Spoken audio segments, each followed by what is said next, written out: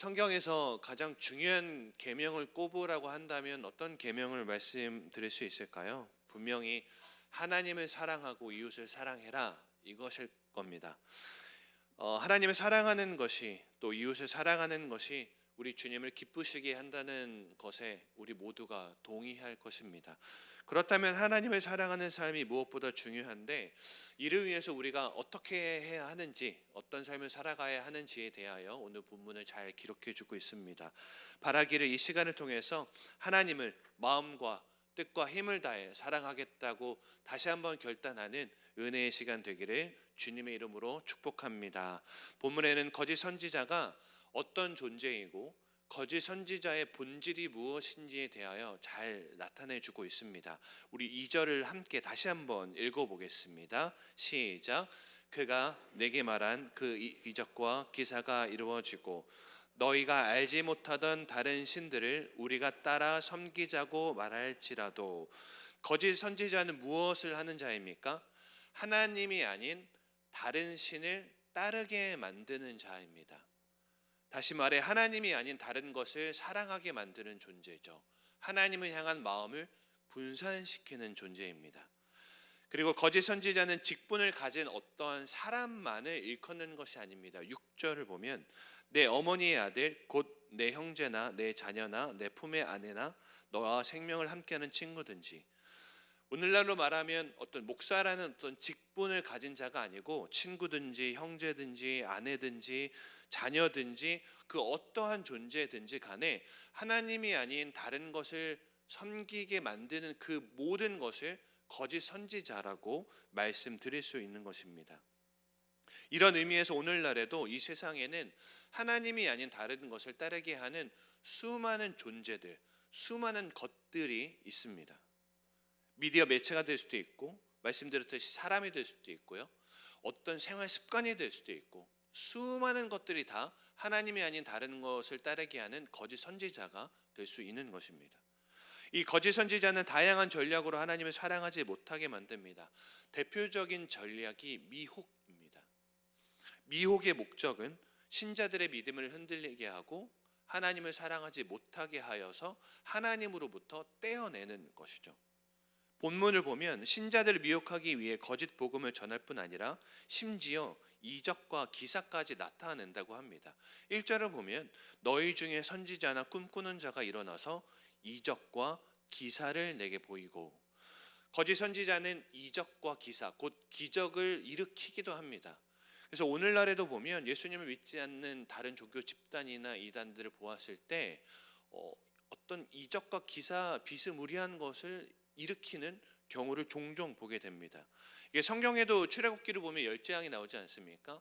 그래서 모세를 통해서 기적을 일으키시는데 애굽에는 요술사라는 존재가 있었어요. 근데 요술사가 초반에는 모세가 일으켰던 기적을 똑같이 일으키기도 합니다. 그러니까 나일강을 쳐서 물이 피로 변하는 재앙을 이 요술사들도 일으킨 거죠. 그러니까 하나님이 세운 사람이 아니라 어떤 다른 존재도, 저 요술사 이단들도 하나님의 허락하에 그러한 기적을 일으키기도 한다는 거죠.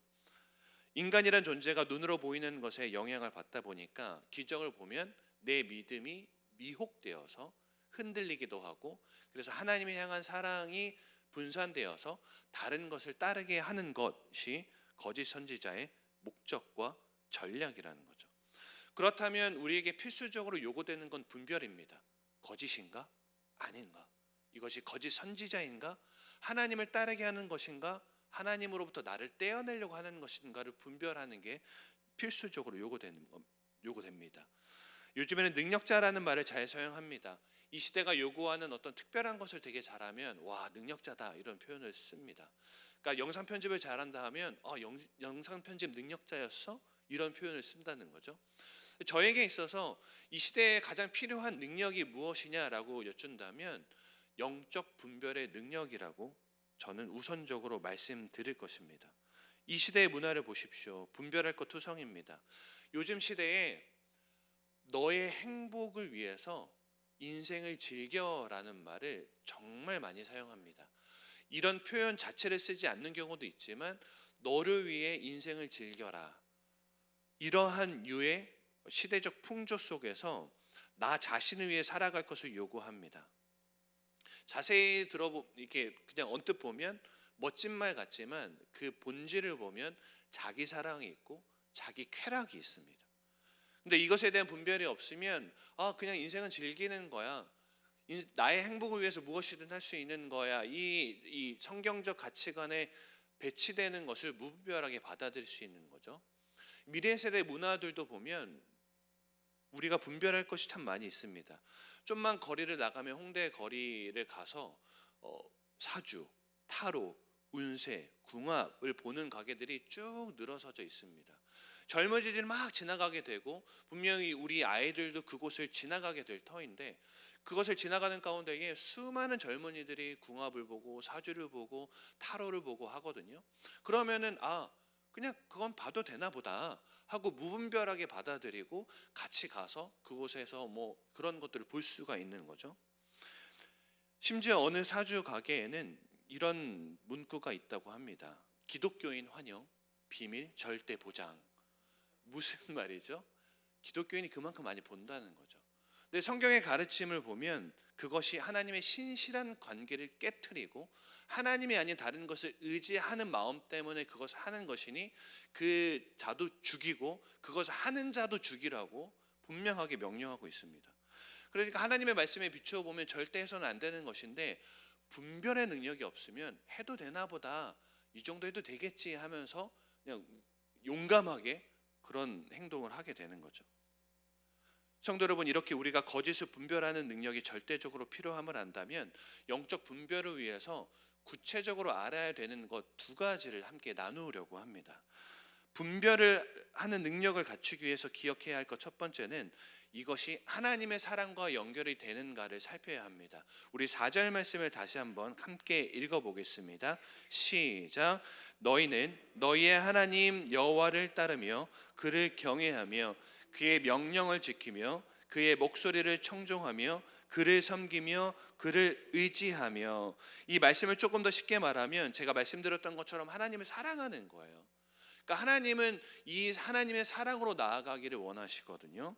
거짓 선지자의 본질이 하나님을 사랑하지 못하게 하는 것이라고 했던 것과 연결해 봤을 때 영적 분별을 위해서 우리가 세워야 하는 거룩한 기준을 딱 알 수가 있습니다. 하나님의 사랑과 연결이 되는가를 보시면 됩니다. 거짓 선지자들은요, 가만히 따라가 보면 결국 사람에게 초점이 맞춰져요. 결국 가서 가는 게 이만이다. 결국 가서 가는 게 사람이에요. 거기에는 개인의 영광이 있고 개인의 유익이 있습니다. 그러니까 처음에는 그럴듯한데 결국 궁극적으로 보면 사람이 있고 개인의 영광이 있고 욕심이 있고 특정 체험이 있습니다. 하나님과 사랑이 연결되지 않는 거죠. 반대로 복음적인 내용을 충실히 담은 진리라면 그것이 사람이든 프로그램이든 그 어떤 것이든 보면 결국 하나님과 사랑과의 연결이 됩니다.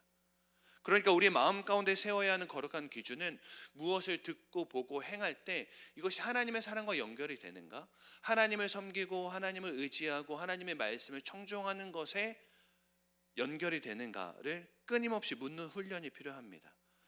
하나님을 사랑하게 만드는가, 하나님 중심적 삶을 살아가는 데 유익이 되는가를 묻고 점검하는 과정을 거친다면 영적 분별의 분명한 기준이 내 안에 세워지게 되는 거죠.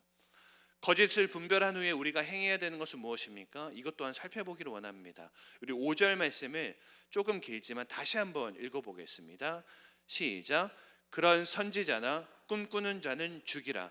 이는 그가 너희에게 너희를 애굽 땅에서 인도하여 내시며 종되었던 집에서 속량하신 너희의 하나님 여호와를 배반하게 하려 하며 너희의 하나님 여호와께서 내게 행하라 명령하신 도에서 너를 꿰어내려고 말하였음이라. 너는 이같이 하여 너희 중에서 악을 제할지니라. 강력한 단어들을 발견하셨습니까? 꿈꾸는 자는 죽이라, 악을 제하라. 어떠한 타협도 없습니다. 내가 무엇을 대하든지 행하든지 간에 이것이 결국 사람으로 가네, 사람의 영광으로 가네, 나의 유익으로 가네 하면 죽이고 제하는 것입니다. 조금의 예외도 허용치 않는 것이죠. 성도 여러분, 말씀드렸듯이 거짓 선지자는 사람이 될 수도 있고 미디어 매체가 될 수도 있고 생활 습관이 될 수 있고 내 삶의 어느 시간이 될 수도 있고 공간이 될 수 있습니다. 그 무엇도 거짓 선지자가 될 수 있습니다. 그러나 하나님의 사랑과 연결이 되는가, 하나님의 영광과 연결이 되는가를 끊임없이 묻고 행하면서 거짓으로 판명이 되었을 때는 과감하게 제하고 죽여버리고 끊어내는 그런 삶이 되시기를 주님의 이름으로 간절히 축원드리겠습니다. 거짓을 영적으로 분별하기 위해 기억해야 할 것 두 번째가 있습니다. 하나님의 말씀이 거짓을 분별하게 하는 능력이 된다는 겁니다. 거짓을 분별하는 영적 능력은 하나님의 말씀에 달려 있습니다. 이것을 히브리서 4장 11절이 참 잘 보여줍니다.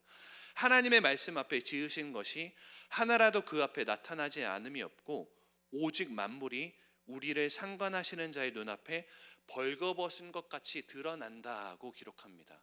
그러니까 하나님의 말씀은 스캔과 같아서 MRI와 같아서 엑스레이와 같아서 만물이 그 앞에 벌거벗은 것처럼 드러난다고 합니다. 그러니까 하나님의 말씀이 쫙 스캔을 해서 거짓인지 진리인지를 분별해 준다는 거죠. 하나님의 말씀 앞에 모든 것의 정체가 드러나게 되는 것입니다. 진짜인지 가짜인지 바른 소리인지 그른 소리인지를 분별할 수 있는 거죠.